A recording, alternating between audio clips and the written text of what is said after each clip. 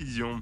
Et puis le tennis, c'est fini à Rabat pour Pauline Parmentier, pour Alizé Cornet. Hugo Humbert, lui, s'est incliné au tournoi de Munich. Voilà pour l'essentiel de l'actu sport ce matin. Je vous souhaite une très belle journée. L'invité du jour.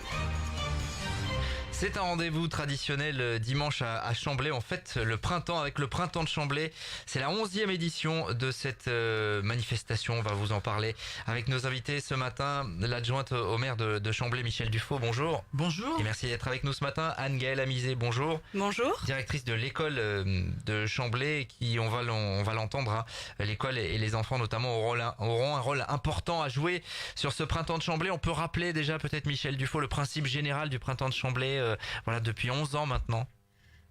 Oui, c'est-à-dire qu'il y a une dizaine d'années, après un concours des maisons fleuries qui s'était essoufflé et qui connaissait pas beaucoup de succès, les élus de l'époque ont décidé de créer cette manifestation autour de la nature en lien avec l'école, en lien avec les amis de la nature locaux, et en choisissant chaque année, on essaie chaque année de changer le thème, mais toujours un thème en lien avec la nature qui permet de faire travailler les enfants sur différents ateliers avec des partenaires pour lesquels on en retrouve certains tous les ans depuis bientôt 10 ans, notamment certains bénévoles. Et puis avec cette journée phare, cette journée publique qui s'inscrit au milieu de cette période, un peu une grande partie de l'année scolaire. Et cette journée publique, on retrouve également les partenaires comme le lycée agricole. C'est un rendez-vous qui fédère, hein, parce qu'il y a beaucoup de partenaires au sein de la commune, beaucoup de gens mobilisés. Voilà, c'est surtout un rendez-vous qui fédère, c'est un moment de partage, de convivialité. Les gens qui ont l'habitude de venir, les partenaires viennent toujours bien volontiers parce qu'on passe une belle journée au profit des enfants. Les enfants sont contents de préparer, de participer. Ouais. Et puis donc 11e édition, je le disais, de ce printemps de Chamblay. Vous étiez un petit peu en avance là en tout ce qui est en matière de nature, d'environnement, de retour au jardin. Ce sont des choses qui reviennent là ces dernières années. Vous aviez un petit peu anticipé le mouvement, même si ça fait déjà quelques années qu'existe ce phénomène de retour au jardin finalement. C'est vrai. Bon, les premières années, on a travaillé sur les haies, le bois, les choses plus nature extérieure, et puis là on s'est effectivement un peu recentré sur le jardin. L'an dernier les fruits et légumes, cette année un peu les techniques de jardinage et le retour à la nature pour le jardinage, quoi. Alors effectivement, parce que j'ai fait une boulette tout à l'heure dans le journal de 7h30, j'ai annoncé comme thématique les légumes d'hier et d'aujourd'hui. C'était l'année dernière, hein. C'est petite erreur de ma part, mais à culpa. Cette année la thématique justement c'est pour jardiner. Alors expliquez-nous un petit peu, qu'est-ce qui se cache derrière tout ça? Pour jardiner, il y a les outils, des nouvelles techniques avec la permaculture, le compost, voilà, toutes ces choses-là. Un peu aussi on va avoir des ateliers avec les enfants de fabrication de girouettes, de choses comme ça. La météo, c'est important dans le jardinage. Voilà, tout ce qui est nécessaire pour bien jardiner. D'accord. Ça, comment ça se décide entre vous? Finalement, vous en parlez. Vous dites cette année, on va plus focaliser là-dessus. On le décide au sein de la commission. On échange et on essaye de faire la synthèse des idées de chacun. Ouais, parce qu'il y en a qui débutent dans le jardinage. J'imagine que vous avez là au sein des bénévoles des gens quand même qui en termes de jardinage maîtrisent le truc, qui vont venir partager leur expérience. En fait, c'est ça le principe. Voilà, c'est le principe. Ils vont partager leur expérience avec les enfants, montrer aux enfants. L'exemple, c'est le petit jardin de l'école qui est effectivement entretenu avec l'aide surtout d'un bénévole, de Jean-Paul Retta. Et lui, je pense que quand il vient entretenir le jardin, faire des plans avec les enfants, aider les enfants à planter, tout comme les élèves du lycée qui viennent faire des séances de plantation à l'école pour les petits de la maternelle. Et c'est un moyen effectivement que les plus anciens montrent aux plus jeunes comment on peut jardiner, et puis aujourd'hui jardiner en protégeant la nature. Ouais, c'est vrai, parce qu'il y a des nouvelles donnes pour tous les jardiniers.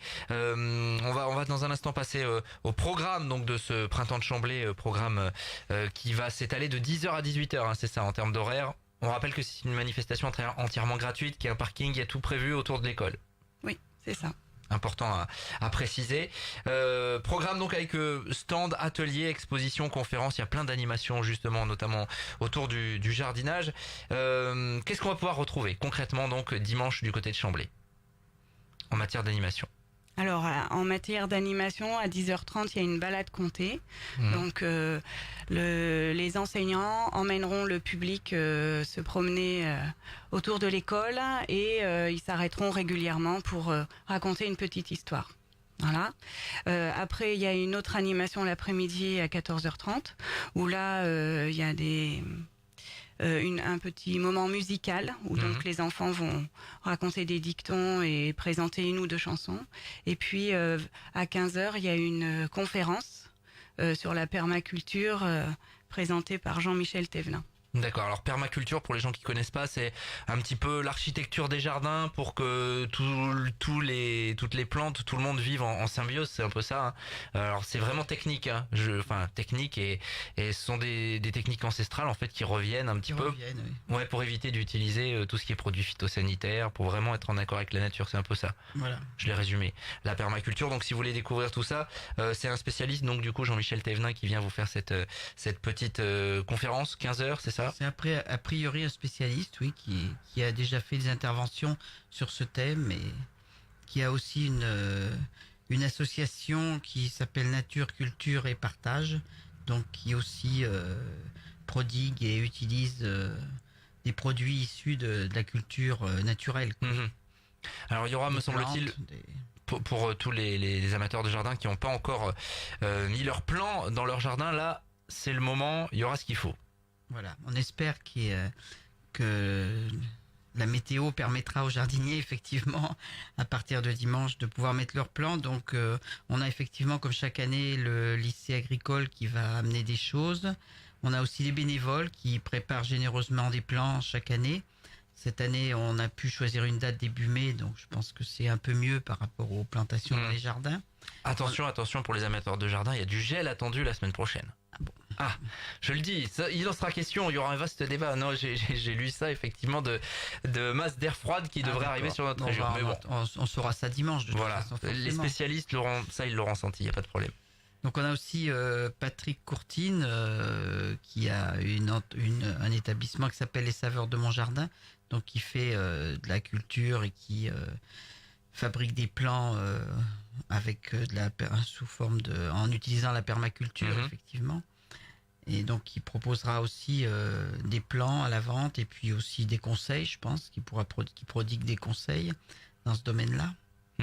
Et puis, on aura aussi des accessoires de jardin, puisque les enfants de l'école ont préparé plein de petites choses à utiliser ou exposer dans les jardins, je dirais. Alors justement, on a la directrice de l'école, c'est le moment public, on va dire dimanche, mais en fait tout au long de l'année, depuis quelques semaines, vous préparez déjà pas mal de choses autour de cette thématique-là au sein de l'école. Voilà, c'est ça. Là, on prépare à peu près depuis début avril, et donc chaque classe a fait une animation autour de ça. Donc on a une classe qui s'est rendue au lycée d'Urdalarquille, donc où il y a 4 ateliers qui leur ont été proposés sur les auxiliaires du jardin, donc les petites bêtes, les plantes aromatiques, les bons gestes à faire au jardin et les différents types de jardins. Après, il y a une classe qui a travaillé sur les serres. D'accord. Il y a une classe qui a, en partenariat avec le club des aînés de Chamblay, réalisé une cabane pour ranger les outils. Donc l'inauguration aura lieu dimanche. D'accord. Il y a une classe qui s'est rendue chez le boulanger, qui est notre partenaire depuis quelques années, où ils ont fabriqué des muffins à la carotte. Et puis après, il y a le lycée d'Urdalarquille qui va se rendre dans notre école et donc ils vont aller semer des graines dans notre jardin. Et ensuite on a 2 classes qui devraient participer à un atelier avec Céline Bourgougnon pour planter aussi des choses dans le jardin. On connaît bien la permaculture également, on avait fait un sujet avec elle là-dessus, qui est vraiment connaisseuse pour le coup de tout cela. Et puis il y a ce jardin pédagogique en fait, c'est-à-dire que vous l'entretenez tout au long on l'entretient tout au long de l'année. Donc on a Jean-Paul Retta qui est bénévole au sein de la commission, qui vient nous aider régulièrement parce que seul ça serait compliqué. Et donc on a des petits groupes d'enfants qui régulièrement vont dans le jardin pour planter des bulbes, repiquer des plantes, enfants, faire du nettoyage, etc. Bon, on en est où? On va pouvoir déguster les premiers légumes quand? À l'école de Chambly? Là, pas tout de suite. Tout de suite, faut Mais attendre un peu. ils ont semé des pommes de terre. Ils ont mis des pommes de Voilà. terre, oui. Ah, bon, faut attendre un petit peu. Voilà, Oui. Être patient. On suivra ça, hein, vous nous direz quand même. Hein. c'est ça. On goûtera même, s'il faut. Il y a plein de choses autour du printemps de Chambly également ce week-end. Il y a des ateliers autour de la vannerie, me semble-t-il, la poterie également. Oui, il y a de l'initiation, des petites démonstrations de vannerie qui seront accompagnées de dons d'objets à vendre au profit de l'école.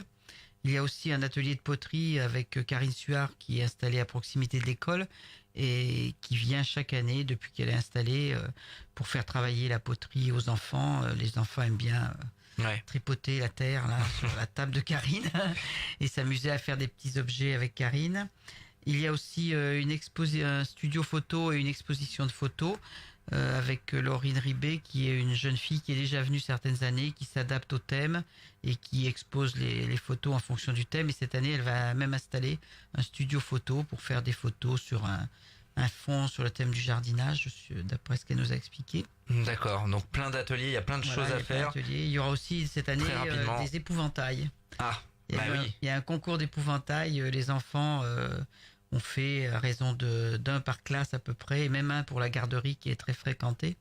Et ces épouvantails seront exposés sur le site de la manifestation et feront l'objet d'un concours. Le public pourra choisir le plus bel épouvantail. Si vous voulez vous mettre au jardin, si vous voulez avoir des conseils, si vous voulez avoir des plans, tout simplement rendez-vous du côté du printemps de Chambly dimanche 10-18h, parking entrée gratuit. Les recettes sont au profit de la coopérative scolaire, c'est important de le signaler. Et merci à toutes les deux, Anne-Gaëlle Amizé et Michel Dufaux, d'être passés à notre micro nous présenter tout ça ce matin. Merci. Il est 7h56, bon week-end jardin, alors bon printemps de Chambly dimanche et nous on va continuer, il est 7h56 donc. L'invité du jour.